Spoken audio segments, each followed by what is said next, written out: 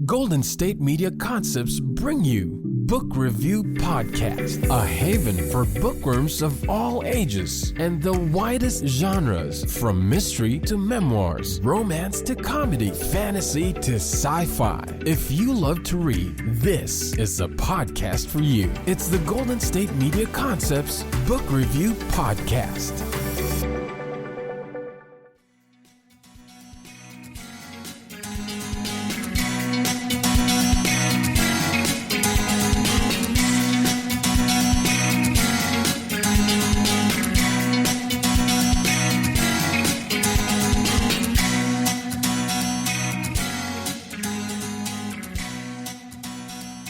Welcome to the GSMC Book Review Podcast, brought to you, as always, by the GSMC Podcast Network. I am your host, Sarah.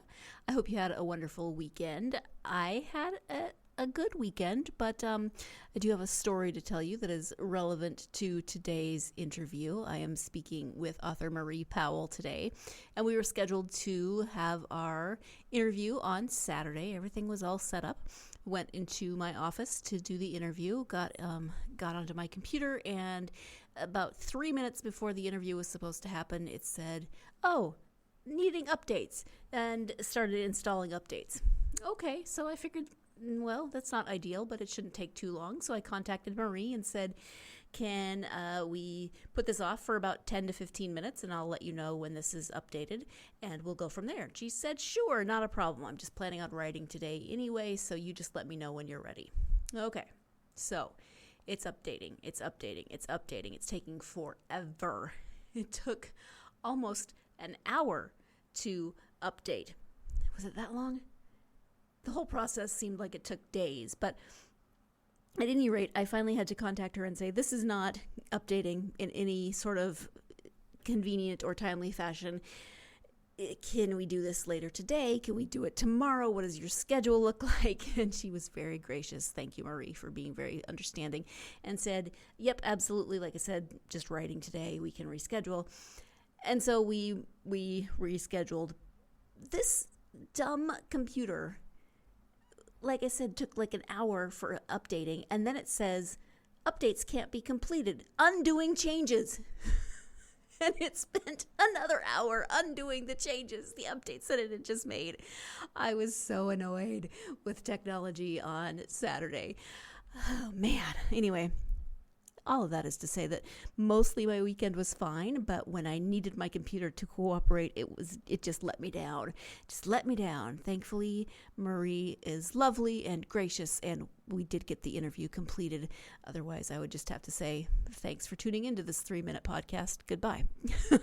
No, I do have an interview with Marie, and we are talking about the first book. Well, we're talking about both books in her Last of the Gifted series. I have the first book here in my hand. It is called Spirit Sight. Let me give you the description from the back. Wales, 1282. A warrior in training can control the minds of animals. His sister can see the future in a drop of water. Now they are all that stand between their people and the invading English army. Hugh's gift, seen through the eyes of birds and animals, could win him a place in the Prince of Wales' bodyguard. But ambush and murder force Hugh to stretch his gift in unexpected ways. When the prince tries to use Hugh to spy on the invading English, they clash with old friends and ruthless enemies. Hugh's sister Catherine sees visions of death and disaster. The young nobleman she's pledged to marry thinks his love endangers her gift, but they must work together to help prevent the genocide she foresees. Can the gifts be trusted, or will their world shatter around them? That is the description, as I said, of Last of the Gifted. The first book is called Spirit Sight, and this is fantasy because there is that magical element to it, but it's also historical fiction. The Prince of Wales, who is mentioned in this, was a real person, a real prince who was murdered, and so there are facts in here that happen in history, and then Marie takes those facts and sort of fills in the blanks and sees where that story takes her in terms of Hugh and Catherine, their gifts, how those gifts work into the history, etc. So it's it's a lot of fun the way, I love historical fiction. And so taking historical fiction and working fantasy into that, I think is also very cool. Let's go ahead now and turn to the interview with Marie. Hi, Marie. Welcome to the podcast. Hi. Thank you. I'm very happy to have you here. I'm excited to talk to you. We're going to talk about your Last of the Gifted series. Before we get to the books, if you could start by sharing a little bit about yourself, that would be wonderful. Oh, great. Sure. Yeah. Well, I live in Regina, Saskatchewan, which is Treaty 4 territory here in Canada. And I've written 45 children's books that are published by traditional publishers, Scholastic Education, Amicus, and so on. But this new series is kind of my heart project, I guess you could say. It's a medieval fantasy set in 13th century Wales. And it's like, as well as this, though, I write, short stories, poetry, nonfiction, you name it. But this is really my baby for the time being. So I would really appreciate the chance to talk about it. Thank you. Yeah, absolutely. And I love that you're kind of branching out and doing something a little different, but something that you're really excited about. So can you share the premise of the series, The Last of the Gifted? Yeah, sure. Well, it's about two siblings who basically have magical abilities, and they pledge their abilities to protect their people from the invading English army, like the ruthless, English army of Edward I, who is also known as Longshanks, the Hammer of the Scots and all that. And they have a little help from the last true Prince of Wales after his murder.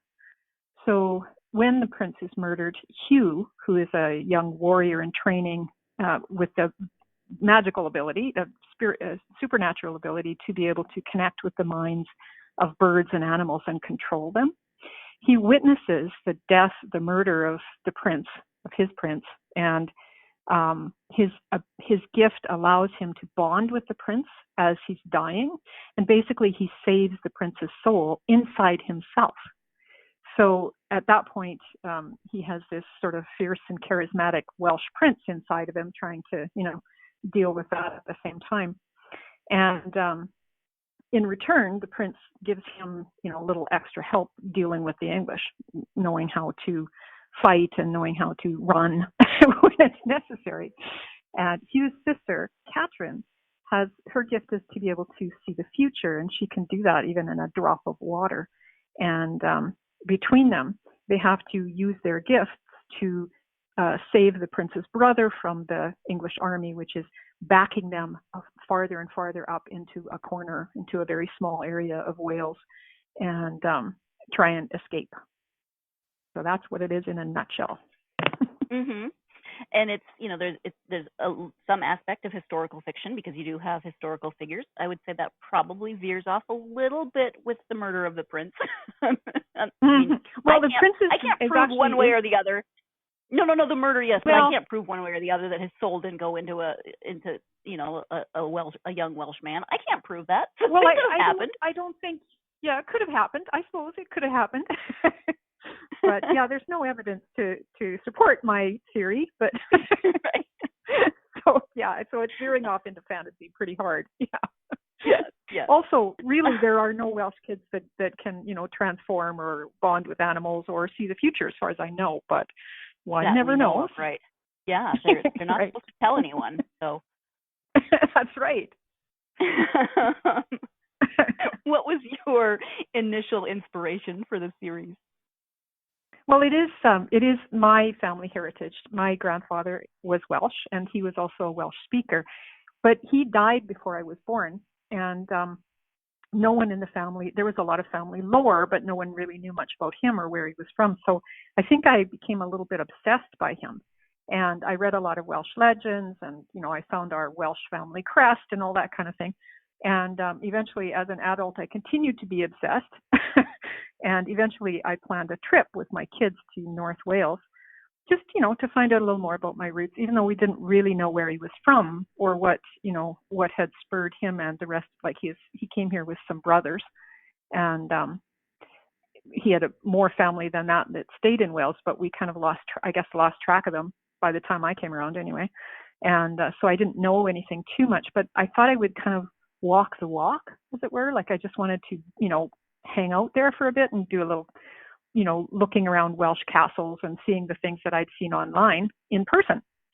And we went to a bunch of castles, and I discovered, much to my surprise at the time, that these were not really Welsh castles, like Conwy, Beaumaris, and Carnarvon, the ones that you hear about all the time. They're not Welsh. They're English, and they were, built by Edward I to subjugate the Welsh. So that was a bit of a shock. And so while we were there, we were staying in a sheep farm in an area called Dulwich-Ellen. It's a town there, and there's also a castle by that name, and it turns out that castle was a castle of the Welsh princes. So of course we had to go and see it, and it was quite a bit different. For one thing, there's no guides, there's no little museum shops and things like that at the Welsh castles, right? Or at least not the ones that we saw. The Welsh ones were quite less touristy and quite wilder. Like there were signs, that had sort of pictures of people like falling off rock cliffs and things. And so it was kind of like enter at your own risk, right? And right. So anyway, we went, and we were, it was a really beautiful area, right? We parked the car, we got out, and there was like a waterfall. It was like you kind of were walking into fairyland or something, right? And we get, because very wild, and nobody's there to stop you, and there's nobody to take your ticket or anything. Like you just kind of wander in. And we went up into the area that's basically ruins. I mean, because these castles, the castles of the Welsh were pretty much demolished in the 1280s, in 1282. But we walked up and we went into, there was like a door, but the door was way up high on the castle wall, basically a rock wall, and you had to go up these rock stairs to get to the door way up there. And we went in, and around there were like placards of the history. And so we walked around and read being museum buffs, we walked around and read all of the placards and climbed up and went into the balustrades and the walkways and so on, and, looked out over the valley and imagined and all this. And I didn't realize, I guess, that the Welsh had lost a huge war and lost everything. Like they lost the power to use their own language. They lost their system of law, which they had had for, about 500 years at that point, which was summarily replaced in the space of 1 year by English law. And just a lot of things that I didn't know had happened. And among that was, in the last, you hear a lot about Llewellyn, but you're hearing about a different one. Usually the one that everybody knows, the one that the English liked a lot, was Llewellyn the Great, who was in the 1100s and early 1200s. But nobody liked Llewellyn the Last, because what he managed to do was unify the country and win against the English a few times. He even took the English king, Edward's daddy, he took him prisoner, which is probably why Edward hated him so much.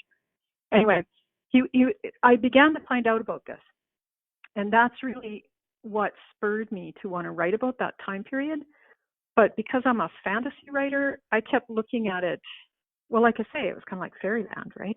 And what magic I had in my head, that when I looked out over the area from Dulwich-Ellen Castle, that was the place where Edward first used camouflage. He actually, I believe his wife and her ladies sewed the English army white outfits so they could be camouflaged in the snow of the mountains of Wales to sneak up on this castle. And they got there, and lo and behold, they took it. Like basically, if you read the history, knowing that the history is always written by the victors, the history is that they opened the gates and let them in. But I thought, I wonder if that's really true. I wonder how this might have happened. And thinking things like that, that's really what led me to want to write this story and kind of look between the lines of history and see it from the Welsh point of view, because there isn't like what Edward did. He took all of the documents that the Welsh had, and most of the documents that he normally kept when he went to invade other countries like Scotland and whatnot. He kept quite a few records from there, but he took all of his records and all of the Welsh records and he burned them. Like he got rid of them deliberately. And I don't know, he did a lot of really interesting things at that time period to destroy the evidence of whatever it was he had done to defeat this incredibly fierce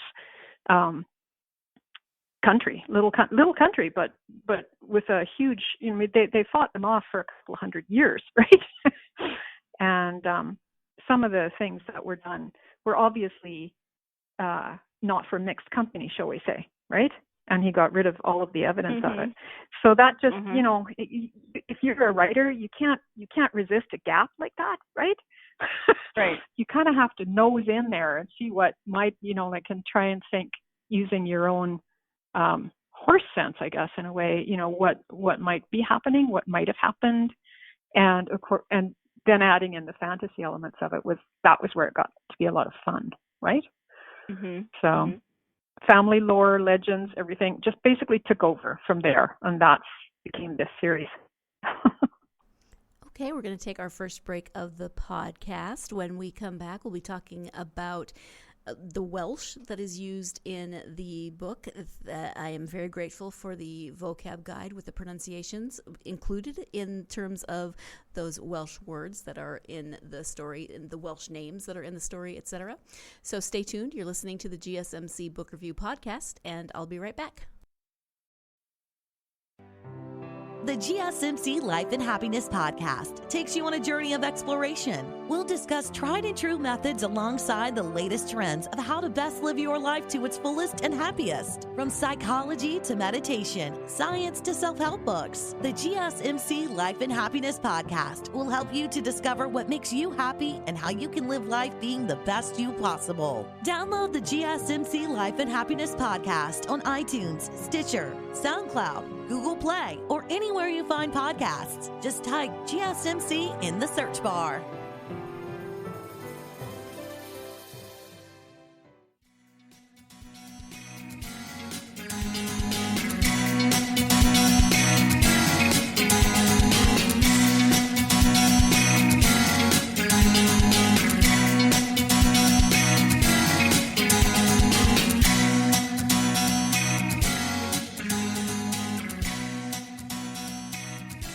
Welcome back to the GSMC Book Review Podcast and my interview with author Marie Powell.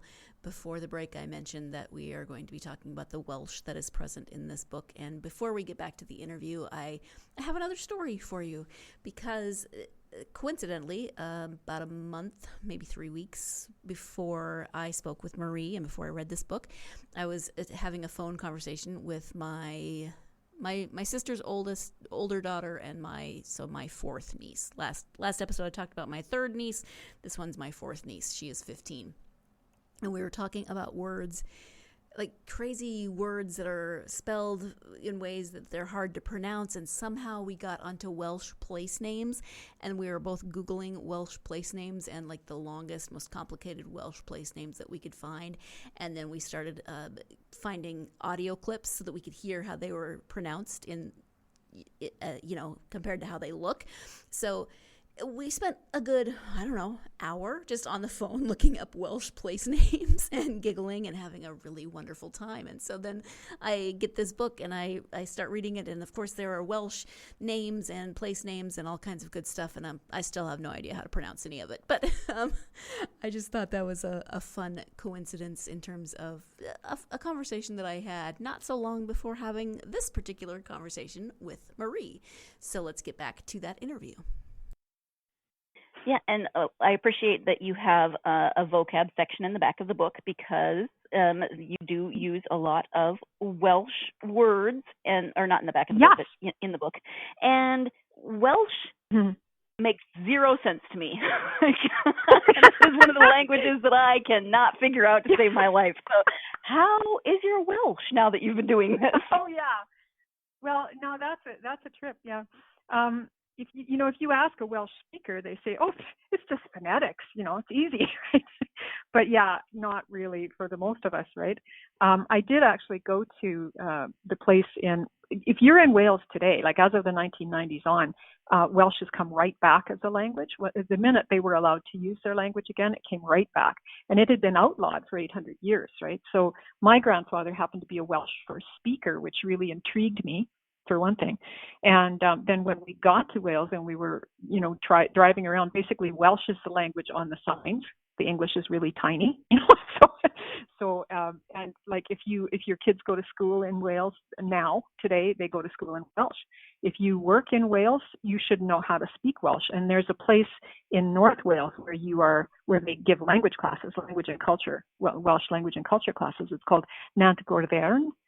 And so I found that online, and I booked a course there to learn to speak Welsh. And it was amazing, right? I now am a kindergarten Welsh speaker. I can say cheers and best wishes and stuff like that. And that's about it. I can say best wishes for you. It's Dumaniadau Gorau. So it's a lovely language. Like it's very, musical and very fluid. It's interesting. Yeah. But there's a lot of mutations in it, and there's a lot of sort of nuances, and it is very much more like music in a way than language. It's an interesting language, but mind you, I am a very kindergarten level speaker of it. But I do think it's very lovely. I like to listen to it, and as long as I have the English subtitles underneath, right? But yeah. Oh my gosh, yeah. That I've looked at words and tried to figure them out, but not so much. I know, it's hilarious. But I wanted it in there. Like I really, I actually went back to my Welsh teacher with the manuscript and asked her for the pronunciations, and I've worked with other people on the pronunciations and looked everything up online 50 times. But there is a North Welsh and a South Welsh, and they're different. They pronounce things differently. So, I did what I could, put it that way. I'm pretty sure it's pretty accurate for North Welsh. But I'm doing an audiobook of the first one, and eventually I'll do the second one as well, but later this year. But we're just going through the manuscript, and we hired a North Welsh, Welsh speaking narrator to do it, because I really wanted that authenticity, right? I want that accent, and I want those words said correctly, especially in the audiobook. But it was just really important to me because it had been an outlawed language for so long, and because it's my heritage language, right? So yeah, The Welsh was really important to me. But mind you, most fantasy readers, they look at the first letter and they just kind of gloss it over and move on. Yes. Yep. So I did try and make sure that they were all different first letters. So for people who do that, it'll be a little easier to just, go through without necessarily having to pronounce it properly. Right. Yes. I am familiar with that technique. So let's talk a little bit about the main characters. And this is an example of Welsh being kind of strange, because Hugh, H-Y-W. Yes. Most people would not look at H-Y-W. If you're a North Welshman, it's kind of, it's kind of said like, who? Like who? Yeah. You'll if you hear the audiobook, you'll hear him say it correctly, and that's really cool. I say Hugh because it's as close as I can really come to that word without making it sound like who, which it isn't, right? Well, and that's how you have it in the pronunciation guide. It's more like Hugh. I just went with Hugh, and also in my head because it made more sense. Exactly. But, well, because we're more used to the Scottish, right? I mean, exactly. That's the thing about it. It is pronounced very much like it was in the 12th century. It hasn't really, because it was outlawed, it hasn't really grown the way that other Celtic languages have, because they were still used, but Welsh, they weren't allowed to use their language. So, So it was very much like kept alive in the hills, right. Sort of underground, if you will, for like 800 years. So, but okay. So the main character is, for the main character of Spirit Sight is Hugh.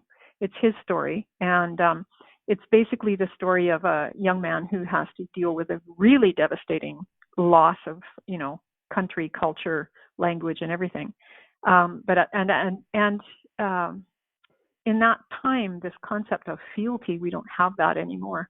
But his whole family serves the house of the Prince of Wales, right? So the House of Aberfraw, they call it. And that entire house was wiped out in 1282 to 1283, and pretty deliberately. And so he is he's a warrior in training. And he also fostered with an English family So he's got ties to England as well, his friends in England. And I wanted that sort of complicated nature because that's what life is like. Like there isn't good guys and bad guys, you know what I mean? Even in a really tough situation like that, I think that's true today too. That sometimes we face things that we can't control, and he has to basically get through this situation. He's got family who also have magical gifts, and one of those family members is his sister, so they kind of work together, help each other out, and have a kind of psychic connection. She has a kind of like a talisman, if you will. She's tied a piece of her hair around his wrist in a little friendship bracelet, like a finger bracelet like they make today, and which were being made back then. And she also has a cloak that he has given her. So they have a kind of a physical connection that helps her create a connection with him.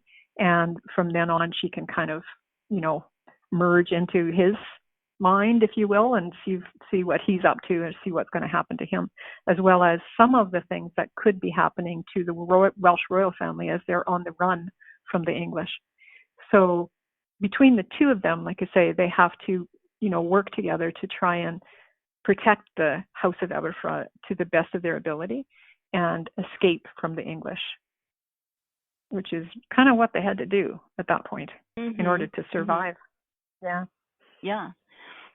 In terms of the characters, not only Hugh and Catherine, but even some of the other characters, how much character development do you like to do before you write, or is that something that kind of comes about as you write? Which order do you prefer to do that in?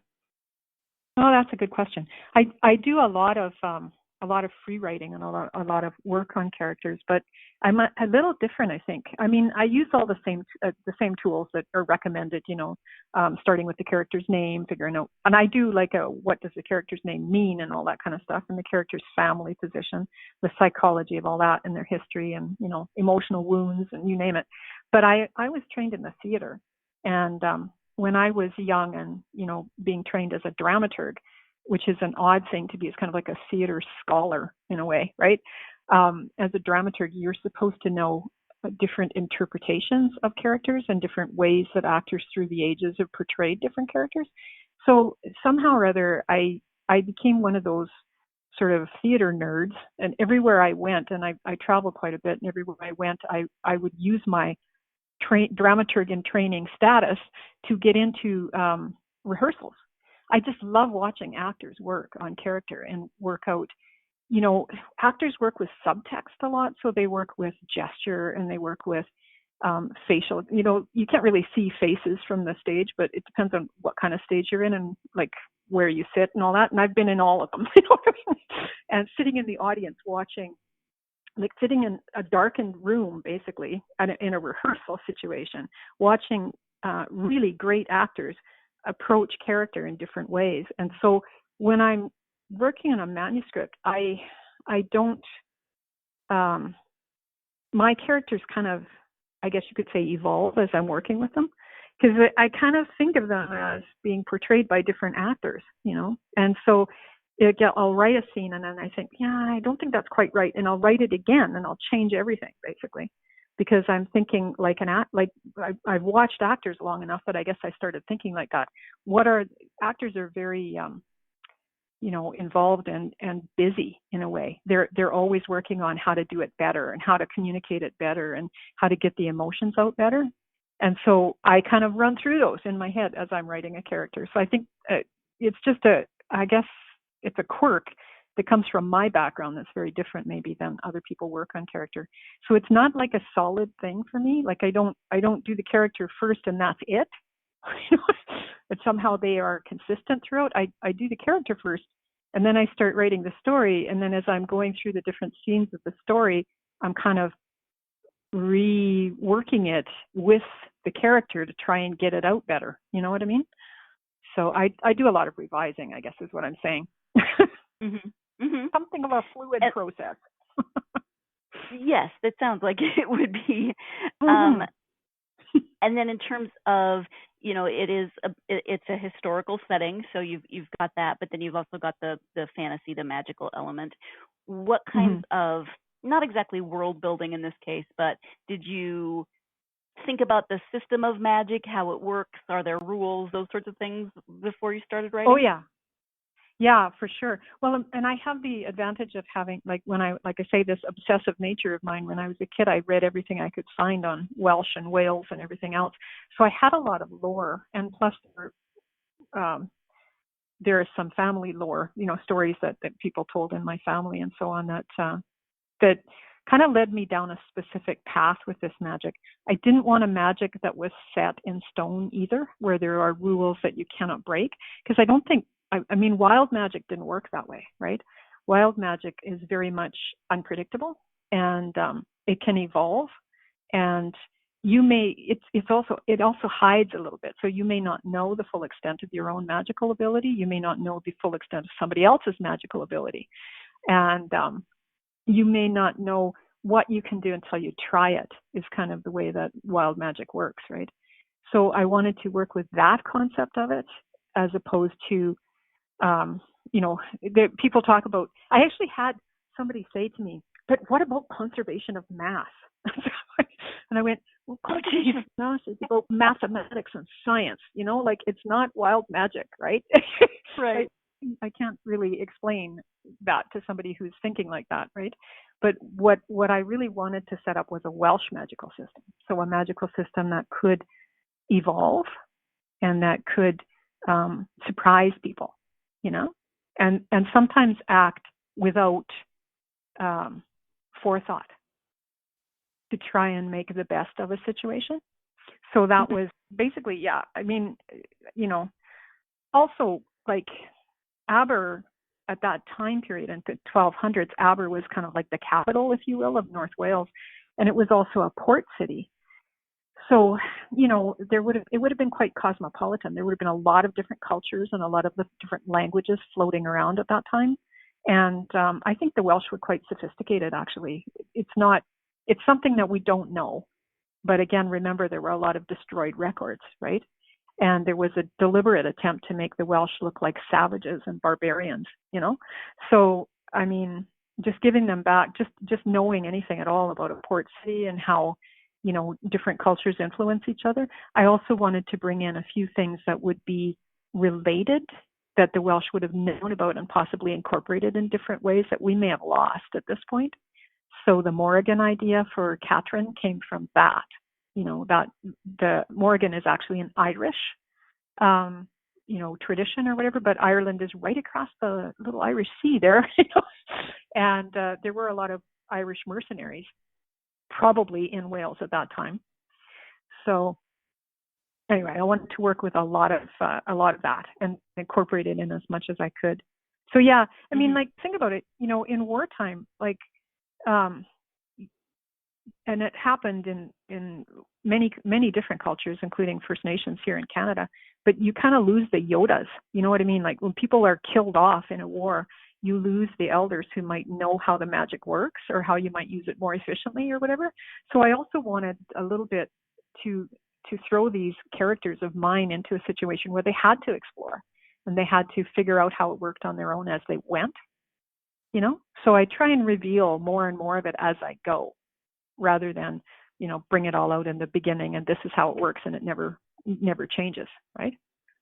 So I hope that works for people anyway. That basically it's an evolving system, and it evolves with the characters that have it, depending on how they use it. So, yeah. Jumping in for our second break of the podcast. I don't have a story for you. I'm sorry. I'll try to come up with one over the break. But when we come back, we'll be talking about research and the amount of research that Marie did for this particular series. Stay tuned. You're listening to the GSMC Book Review Podcast, and I'll be right back. Tired of searching the vast jungle of podcasts? Now listen close and hear this out. There's a podcast network that covers just about everything that you've been searching. Hey! The Golden State Media Concepts Podcast Network is here. Nothing less than a podcast bliss with endless hours of podcast coverage. From news, sports, music, fashion, cooking, entertainment, fantasy, football, and so much more. So stop lurking around and go straight out to the Golden State Media Concepts Podcast Network. Guaranteed to fill that podcast itch. Whatever it may be. Visit us at www.gsmcpodcast.com. Follow us on Facebook and Twitter, and download us on iTunes, SoundCloud, and Google Play.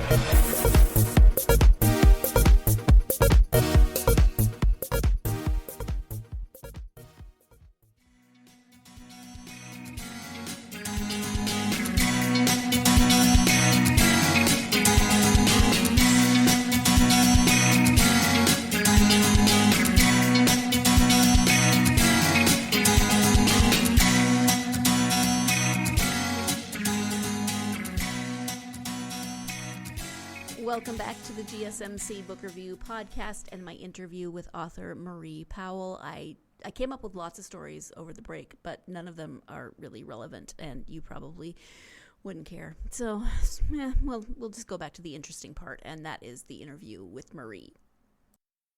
Now, it sounds like you've been doing research for this book since you were a kid, basically. I mean, maybe you didn't know at the time that you were researching this book, but how do you take that, Library of Congress amount of information and make it into a series of books? Oh, that's a good question. Yeah.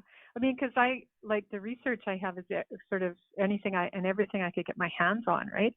So and also because I'm always speculating about things that might have happened in the gaps of what we know, and then the things that happen in between those. So it's kind of it's like I'm imagining it all happening in front of me, but sort of through a gauze or something, sort of through a haze. So I kind of have to keep trying to brush the haze away to see what's going on. Because I've got the books, I've got legends, I've got, histories. Like my all-time favorite book, mentor book or whatever, is Llewellyn Ap Griffith by J. Beverly Smith, right?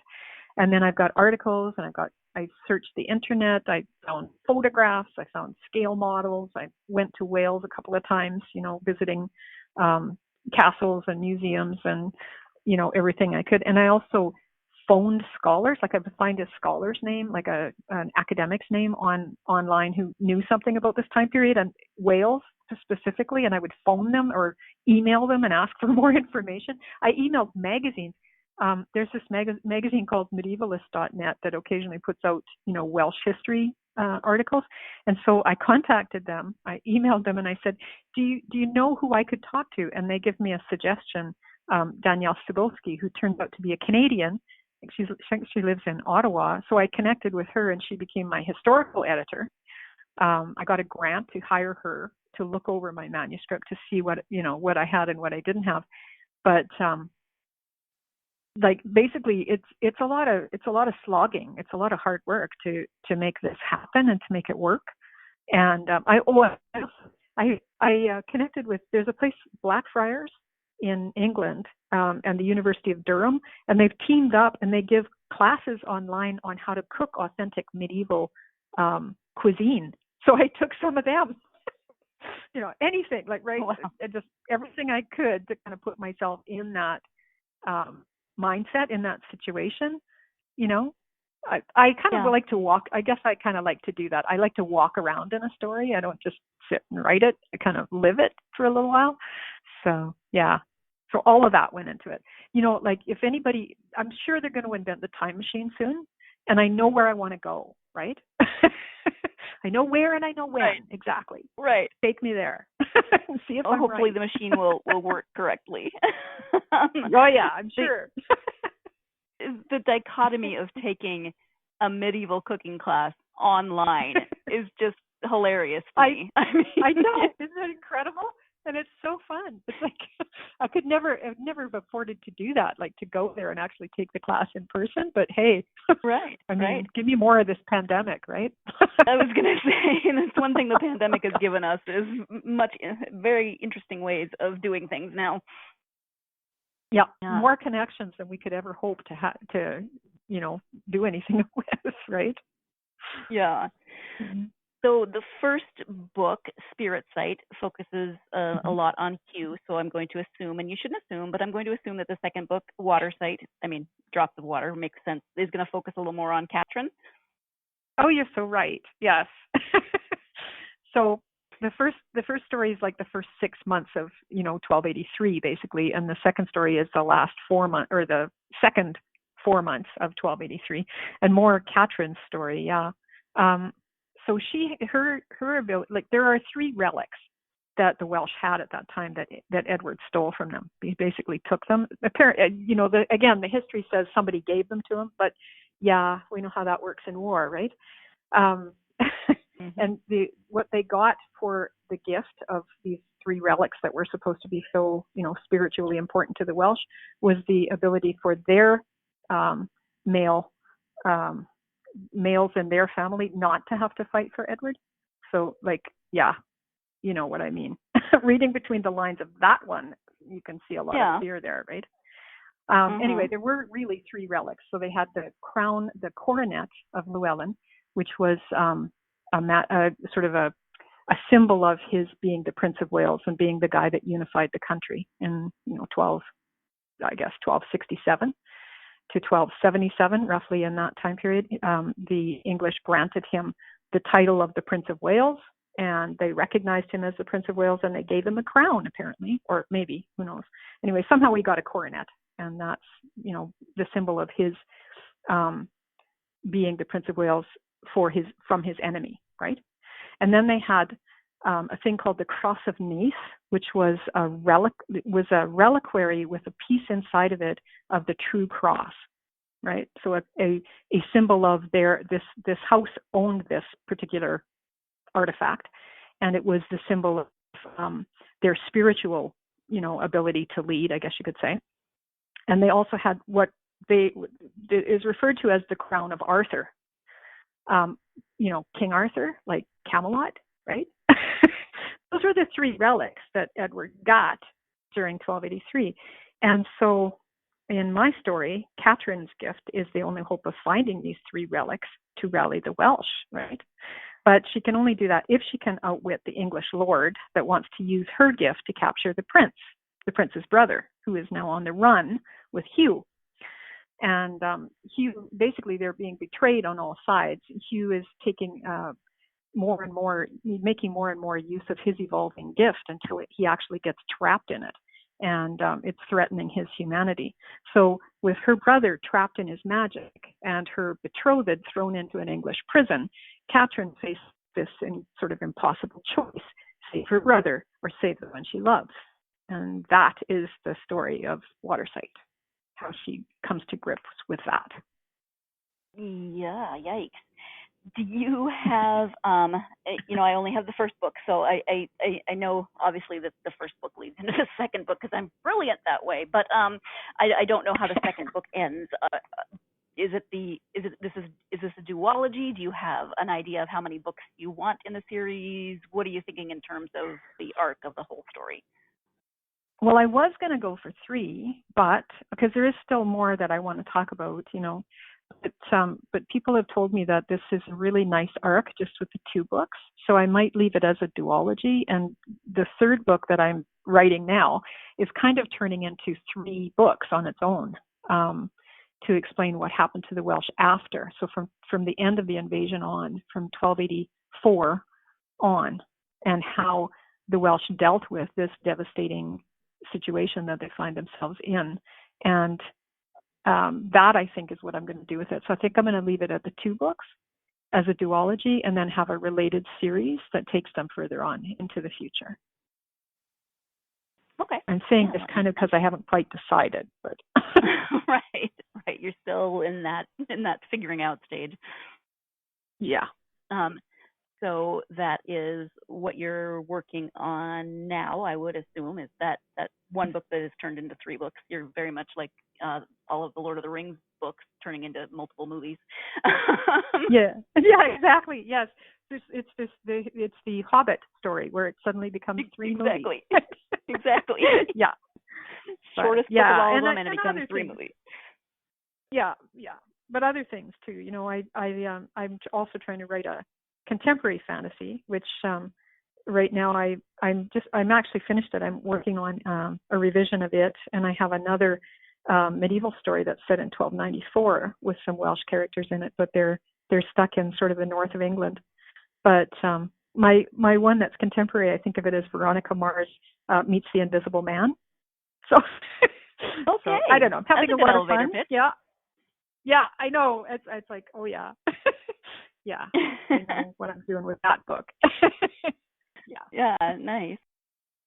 What do you think it is about fantasy that draws you to writing in that genre?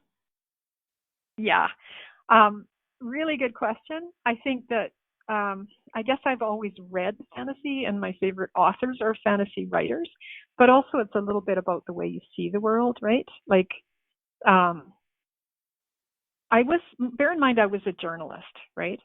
But I'm always open to this sort of philosophical position that there are more things in heaven and earth than we can even dream of, right? And so that's, I guess, why I revert to fantasy when I like to look at the real world and imagine what we can't see, what's in between, what are the gaps, right? And that's really what I like about fantasy. It's just a very different way to fill in the gaps, I guess, for me. Mm-hmm. Yeah, absolutely. You mentioned also that you've written around 40 children's books. Obviously, we can't talk about all of them in this interview unless we want it to be really, really long. But are there any that you would like to highlight in particular? Well, they're mostly, I have 5 series that are juvenile, what they call juvenile beginning readers. They're, brightly colored, beautifully designed books by Amicus that are, the intention is to get reluctant readers to read. So they're geared for the sort of 4 to 6-year-olds. And what the first series of them is in photography, with photography as illustrations. And then the second 2 are with the wonderful illustrator Amy Cartwright. And but they're basically, I guess you could say, literacy-oriented books. A lot of my books are. And I have also some middle grade books that people would use to write reports with, things about social issues or history. I have one on urban legend, which I really enjoyed writing. But yeah, they're more like my journalistic, background. They more relate to that, I guess. And I do teach English as a second language in the program here. It's called Language Instruction for Newcomers to Canada, LINC. So I teach ESL English, and that's kind of, related more, I guess, to my children's books in a sense. Mm-hmm.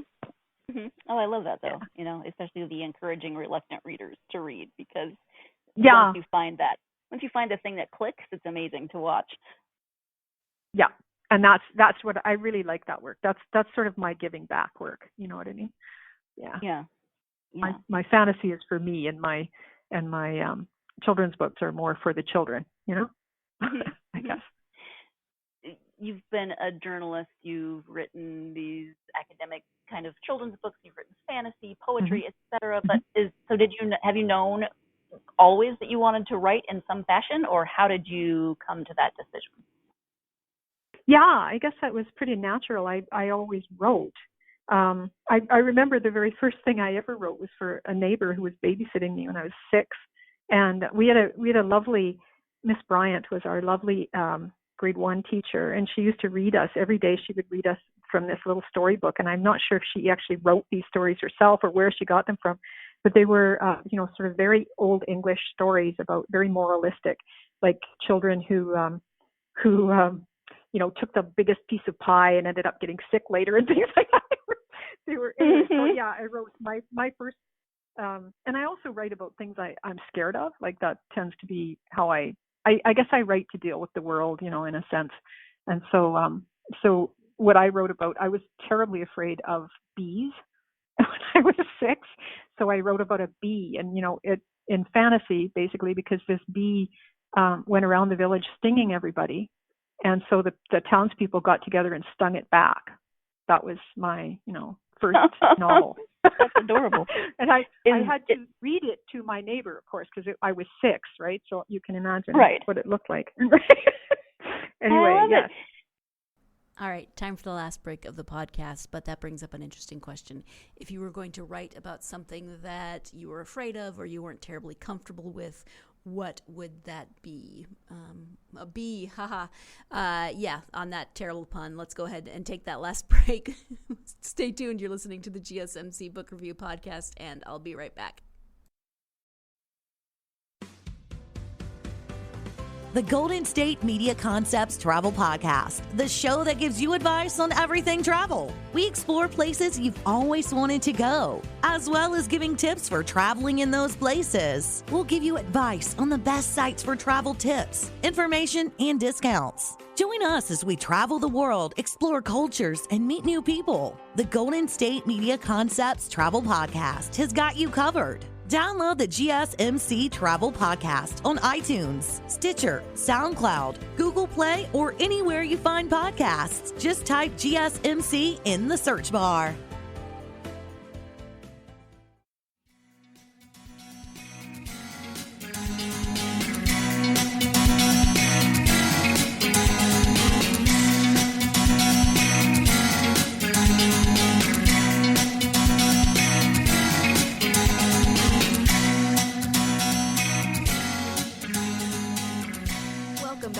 GSMC Book Review Podcast and my interview with author Marie Powell. Before the break, Marie was talking about bees, and so I just wanted to give you that reminder because I took the break right before I jumped in and interrupted her talking about bees, and so I interrupted myself before I interrupted Marie, if that makes sense or not. It doesn't have to make sense.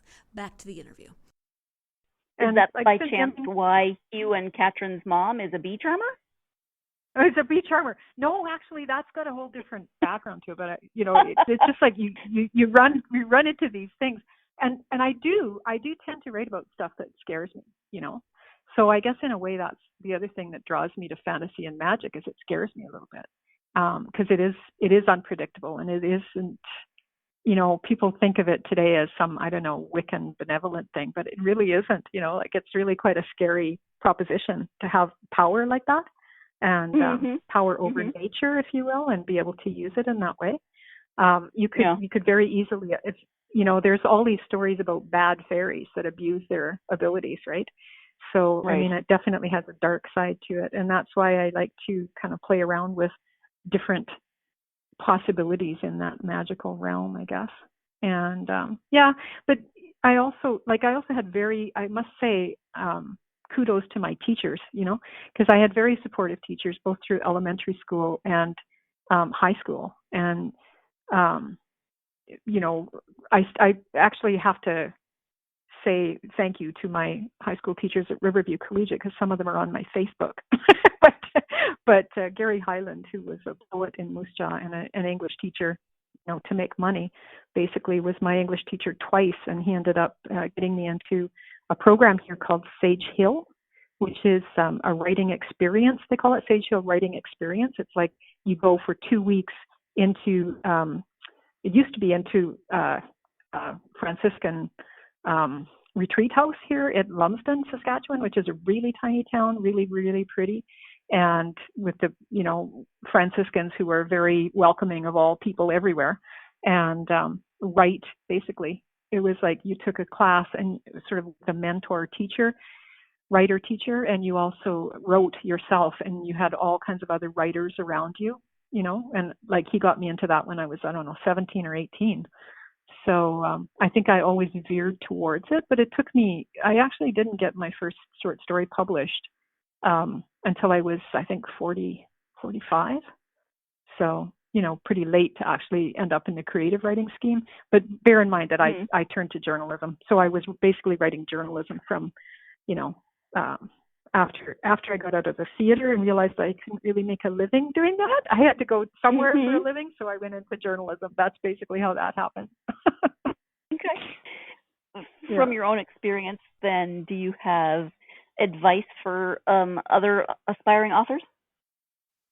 Yeah. Always look for the gaps, right? But always believe in yourself, because really there are so many obstacles to ever becoming published. There are so many obstacles to being a writer just in general, and so many people who like so much competition, if you will, that if you just have to believe in yourself. I've been to so many workshops where somebody will put in a short story and say, what I want to know is if I should continue this. You know, nobody can tell you that. It's a really hard road. You have to believe you want to do it. You have to want it, or you just won't have the staying power to really be able to do it. There's nobody out there begging for your writing. You know what I mean? There's a lot of writing out there. If you want to enter that field, you have to believe you can do it, and you have to keep trying, keep getting better. I went back and got my MFA in creative writing in 2011. So that was, you know, I already had published books and everything else out there. And I was trying to write this particular series, actually, Last of the Gifted. And I looked at the story in my head that I wanted to write and the work that I was doing, and I knew I wasn't good enough. So I basically went to take a creative writing MFA, Master of Fine Arts, from the University of British Columbia. And I'm so glad I did that because I really got better. You know, you can always, it's one of those fields where you can always be better. You can always be a better writer. And just, you know, just hang on to that and keep working at it because it isn't easy. Find your community, find your peeps, you know, find your people that want it as bad as you do and help each other, you know, because it really is, it's a very solitary activity, but it only really can be sustained in community. I really think that that's been the secret for me. I found other really supportive writers and a really supportive writing community. So I'm lucky, you know, I feel very lucky, very fortunate, very grateful all the time. Yeah. When you read for yourself as opposed to reading for research, what genres and authors do you tend to be drawn to? Oh, fantasy, for sure. Yeah, like you name it. I mean, I love Jim Butcher, The Dresden Files, Patricia Briggs, Mercy Thompson, you know, her series, Cassandra Clare, Leigh Bardugo, Robin Hobb, George R.R. Martin, Laini Taylor, everybody, you know, everybody I can get my hands on. Oh, Fonda Lee, my current favorite, Fonda Lee, who writes the Jade City series, and the classics, you know, The Once a Future King by T.H. White and Tolkien, and Edgar Allan Poe, who is my all-time favorite, Edgar Rice Burroughs, the John Carter of Mars series. I read, you know, I read much more voraciously when I was younger, but I still read at least 50 books a year, and just for pleasure. You know, I don't read as much for pleasure now because I'm reading a lot for research too, but at least 50 books a year that are basically pleasure, fantasy, mostly fantasy. Yeah. Yeah. Nice. Thank you. I know you have a website, so if you can tell people where they can find your website as well as where they might be able to interact with you on social media. Oh, sure. So my website is mariepowell.ca, CA for Canada, right? Marie Powell, pretty easy. It's kind of like the Jane Smith of the Welsh hierarchy, I guess. It's MARIEPOWELL and .ca. And also on Facebook and Instagram, I'm Marie Powell Author, and on Twitter, Emmy Powell. And I'm sort of. But if you go to my website, you can see it all on there, and I would be happy to answer any questions if anybody wants to join my mailing list. I do have a mailing list out on my website as well, and happy to talk about writing anytime, anywhere. All right, thank you. We have talked about a variety of different subjects today, but is there anything that we haven't covered that you would wanted to mention about this series or writing in general? Just anything that you wanted to bring up at this point? You know, there probably is, but it's not coming to the top of my mind. I think we've talked about a lot of stuff, and I guess just to reiterate that you know, it's a job. Writing is a job, but it's also a kind of a vocation, and you really have to stick with it, and you have to just keep constantly trying to get better. And I am, you know, like I'm still researching for the third book. So, you know, I think going to writing conferences and finding your writing community is really important to a writer to keep going, to sustain a writer's life, I guess you could say. Well, Thank you so much for taking the time out of your weekend to talk to me about The Last of the Gifted, as well as, some of your other writings. I really, really appreciate it, and I enjoyed speaking with you. Oh, I've enjoyed it too. Thank you so much for talking to me about it. It's great. Thank you once again to Marie for taking the time. Well, first of all, for being patient and gracious with me over technology, and then for taking the time to talk to me about her Last of the Gifted series. Again, those books are Spirit Sight and Water Sight. They are both out now, so you can read both of them if you want. You do not have to read one and then wait forever for the second one to come out. I love that. If you're a fan of historical fiction, historical fantasy, then you should definitely check this out if you are at all interested in Welsh history, or if you want to try to figure out Welsh words in a book, then you should definitely check this duology out. And maybe there will be more that are part of the series or kind of adjacent to the series, but you can definitely check these two out right now. So thank you again to Marie, and thank you as always to you, my listeners. Once again, my normal pleas of if you could give us a review, whether written or a starred review, very much appreciated. You can do that on any platform on which you listen to this podcast. And interact with me on social media, Facebook, Twitter, or Instagram. I love hearing from you. Ask me questions. Tell me what you're reading. Tell me if you know how to speak Welsh. I would love to know who are my Welsh speakers out there. I hope you'll join me for the next episode when I will be speaking with author Bethany Mangle about her debut novel, Prepped. It is a young adult novel about an 18-year-old who grows up in a community of doomsday preppers. That is the shortest, worst description ever, but trust me, you're going to want to hear this conversation and you're going to want to read the book. So join me on the next episode for that interview with author Bethany Mangle. In the meantime, hope your Tuesday is going well. I hope technology is being kind to you, but if it's not, just ignore technology and find a good book and take a lot of time to get lost in that good book. Thanks. You've been listening to the Golden State Media Concepts Book Review Podcast, part of the Golden State Media Concepts Podcast Network. You can find this show and others like it at www.gsmcpodcast.com. Download our podcast on iTunes, Stitcher, SoundCloud, and Google Play. Just type in GSMC to find all the shows from the Golden State Media Concepts Podcast Network, from movies to music, from sports to entertainment, and even weird news. You can also follow us on Twitter and on Facebook. Thank you, and we hope you have enjoyed today's program.